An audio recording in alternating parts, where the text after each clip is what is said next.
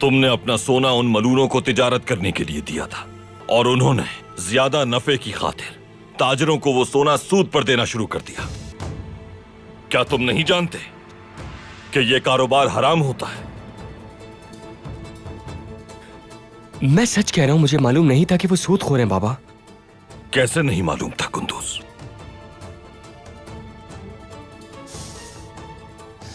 कैसे नहीं मालूम था कुंदूज? तुमने उनके साथ कारोबार कर लिया, ये जाने बगैर कि वो हलाल कमा रहे हैं या हराम। कैसे नहीं जानते थे? Baba मैं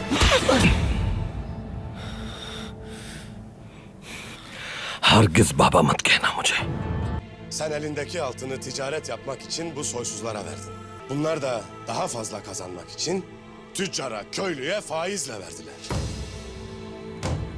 Sen bu kazancın haram olduğunu bilmez misin? İnan bu adamların tefecilik ettiğini bilmezdim baba. Nasıl bilmezsin Gündüz?